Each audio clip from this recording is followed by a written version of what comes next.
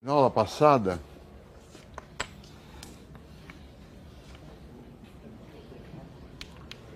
nós tínhamos fugido do tema economia e estávamos estudando moeda sob vários pontos de vista. Falamos sobre o ponto de vista arqueológico, citando o artigo do Polanyi,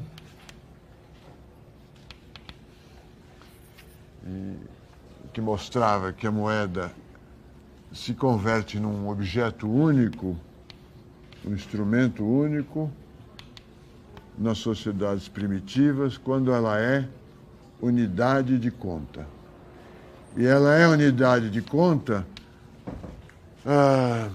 naquelas sociedades que dependiam para a sobrevivência da manutenção de estoques de produtos alimentares, impérios do Extremo Oriente, despóticos, onde o imperador e o sacerdote determinavam o que deveria ser produzido, quanto deveria ser consumido por cada um e o que iria para o estoque.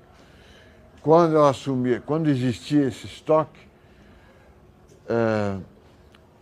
ele era contabilizado usando uma unidade de medida, que podia ser um saco de trigo, uma determinada quantidade de alguns desses cereais. Nesses casos, segundo o Polanyi, a unidade de conta usada na contabilidade passava a ser moeda para meios de pagamento e moeda para reserva de valor. Eu lembrei que o artigo do Polanyi não é um artigo desinteressado. Ele está mostrando que a origem arqueológica da moeda, ou a origem da moeda nas sociedades primitivas, é uma origem, ela começa como unidade de conta e não é uma economia de mercado. É isso que é. São duas afirmações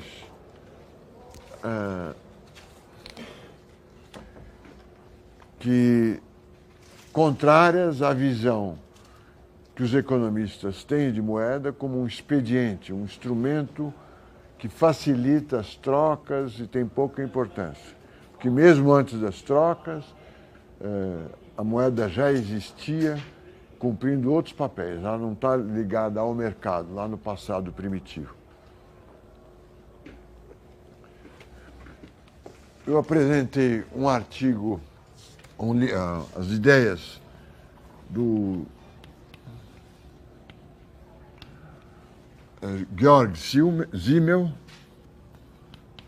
é um sociólogo do século XIX, mostrando a importância mostrando a moeda como instituição fundadora da sociedade de indivíduos.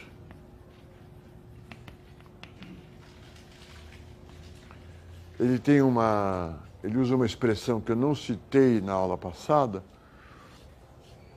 mas que é uma expressão importante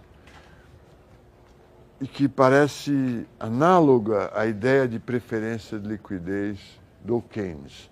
Parece análoga à ideia de que a moeda é um porto seguro. Ele diz, olha, a moeda é tudo e, ao mesmo tempo,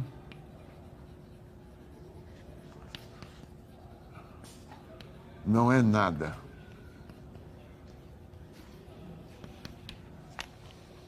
Ele falou de prostituição, de roubo, de liberdade, dependendo da moeda, mas para entender o seu conceito, ele falou, olha, esse pedaço de papel aqui não é nada, é um pedaço de papel.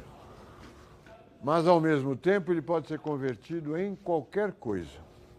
Portanto, é por isso que ele diz, ele é tudo e, ao mesmo tempo, não é nada. É algo misterioso, por ter essas características. Quando nós estamos no mundo do ouro, ele também é tudo, ele pode ser trocado por qualquer coisa, só que não podemos dizer que ele não é nada. Ele é uma coisa valiosa, o ouro. Agora a pergunta é por que o ouro é valioso? Porque tem pouco, mas diamantes também tem pouco, no exemplo do Samuelson, se gravarmos o hino nacional na cabeça de um alfinete, é extremamente raro e não tem valor nenhum. Por que o ouro é valioso? Também é um dado, é uma preferência injustificada,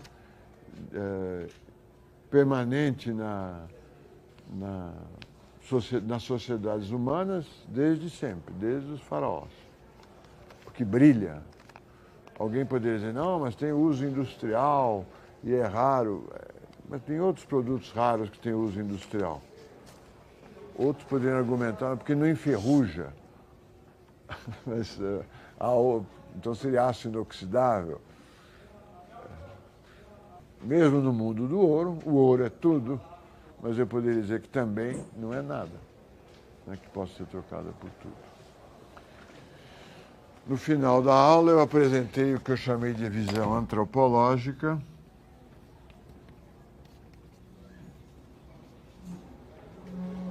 baseada nas ideias do Girard, apresentando a moeda como tendo o papel de facilitar a troca. Por que facilita a troca? Porque num mundo de rivalidade mimética, a troca, no mundo em que todos nós desejamos os desejos dos outros, só o dinheiro permitiria uma troca, porque o dinheiro é um terceiro excluído, ele não é nem meu, nem do outro lado da transação, ele pertence a alguém, pertence a todos, ele é público, ele é a criação pública. Então ele desempenha o mesmo papel que o bode expiatório desempenharia no controle da violência de uma sociedade. A partir desta ideia, eu mencionei o livro do Attali e do Orleans, A Violência da Moeda, que a partir do modelo ou do paradigma do Girard, diz, olha, a moeda é um bode expiatório, ou seja, ela é um terceiro excluído que facilita as trocas. Como os bodes expiatórios, ela está sempre sujeita a retirar excessivamente da economia, da sociedade, retirar violência excessivamente ou insuficientemente.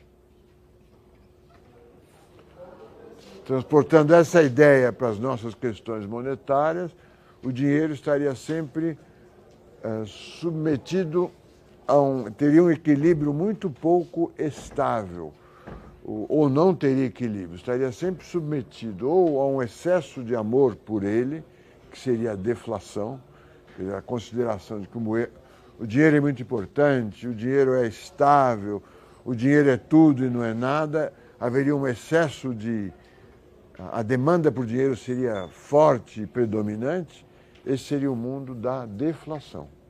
Porque o dinheiro é valioso, o preço do dinheiro é cada vez mais valioso, né? O preço do dinheiro estaria subindo.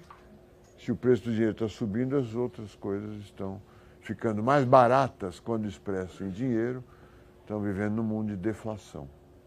No caso, a outra tendência permanente que ameaça a estabilidade da moeda é a inflação. Se ela retira pouca violência, se ela não é um objeto de desejo muito desejado, é uma moeda, então, submetida à inflação. Nesse livro, A Violência da Moeda, ele imagina dois sistemas monetários. Um sistema monetário onde o Banco Central garante a liquidez dos bancos permanentemente. É um sistema monetário onde é difícil o banco quebrar. Nesse sistema, o dinheiro retira pouca violência. Ele não é uma coisa muito desejada. É um sistema submetido à